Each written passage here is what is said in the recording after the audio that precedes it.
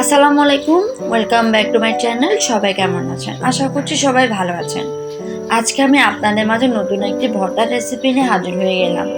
আজকে তৈরি করে দেখাবো ডিম দিয়ে টমেটোর আলুর ভর্তা। এই ভর্তাটি গরম ভাতের সঙ্গে খেতে ভীষণ সুস্বাদু। আমরা কম বেশি এই রেসিপিটা তৈরি করতে জানি, কিন্তু বন্ধুরা আমি কিভাবে এই রেসিপিটা তৈরি করি তাই আজকে আপনাদের সাথে শেয়ার করব। তো আমার রেসিপিটা যদি আপনাদের পছন্দ হয়ে থাকে তাহলে আমাকে কমেন্টের মাধ্যমে জানাবেন। আর আমার নতুন নতুন রেসিপি দেখতে চাইলে আমাকে সাবস্ক্রাইব এবং লাইক দিয়ে আমার সাথে থাকবেন। তো আর দেরি নয় বন্ধুরা, চলুন দেখে নিই কীভাবে আমি এই ডিম দিয়ে টমেটোর আলুর ভর্তাটি তৈরি করি।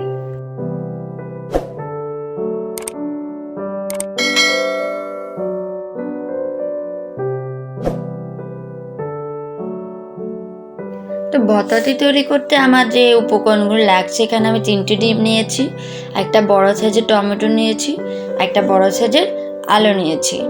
এ পর্যায়ে আমি আলু এবং ডিম সিদ্ধ করে নেব। ডিম আর আলু আমি স্লাইস করে সিদ্ধ করে নিয়েছি হালকা লবণ দিয়ে। এই পর্যায়ে আমি হালকা তেলে টমেটোটা ভালো করে পুড়ে নেব।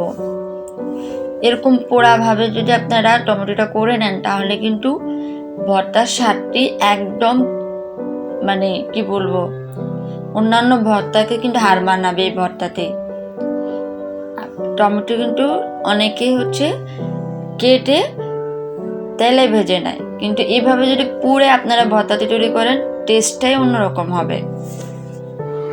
আর এখানে আমি শুকনো মরিচ ঢেলে নিয়েছি আর পেঁয়াজ কুচি করে নিয়েছি। তো এখানে ডিম আর আলুটা ভালো করে মথে নিচ্ছি। তো এখন আমি টমেটো সবগুলো ইনগ্রিডিয়েন্টস একসাথে আমি মিক্সড করে নিচ্ছি। বন্ধুরা আপনারা যদি এভাবে বাসায় একবার তৈরি করে দেখেন তাহলে বুঝতে পারবেন এই ভর্তা আসলে কি রকম টেস্ট। আমি হয়তো আপনাদেরকে বলে বোঝাতে পারবো না যদি আপনারা তৈরি করে না দেখেন। তো এই পর্যায়ে আমি শুকনো মরিচ আর পেঁয়াজ কুচি দিয়ে দিলাম। তো ভালো করে আমি মিক্সড করে নিচ্ছি। তো পরিমাণ মতো আমি লবণ দিয়ে দিলাম। এই পর্যায়ে আমি চুলায় একটা কড়াই বসিয়ে দিব আর পরিমাণ মতো সরিষার তেল দিয়ে দিলাম। তো আমি ভর্তাগুলি দিয়ে দিলাম। এতে কি হয় বন্ধুরা, টেস্টটা অন্যরকম হয় এভাবে যদি তেলে ভেজে ভর্তাটি তৈরি করেন। তো আমি ধনিয়া পাতা দিয়ে দিলাম। তো আমি আরও কিছুক্ষণ রান্না করব, কালারটা কিন্তু চেঞ্জ হয়ে আসবে। খুবই মজাদার একটি ভর্তা আজকে আপনাদের সাথে শেয়ার করলাম। আপনারা একবার হলো বাসায় এই ভর্তাটি তৈরি করে দেখবেন। তো এখন আমি চুলা থেকে নামিয়ে নেব।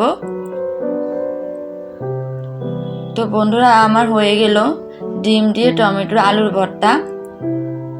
আপনারা একবার হলো যদি এভাবে বাসা তৈরি করে দেখেন তাহলে বুঝতে পারবেন এই টেস্ট কতটা মজাদার। আমি হয়তো আপনাদেরকে বলে বোঝাতে পারতেছি না। আপনারা একবার হলেও এই ভর্তাটি বাসায় তৈরি করে দেখতে পারেন। আমি আশা করছি আপনাদেরও কিন্তু খুবই ভালো লাগবে।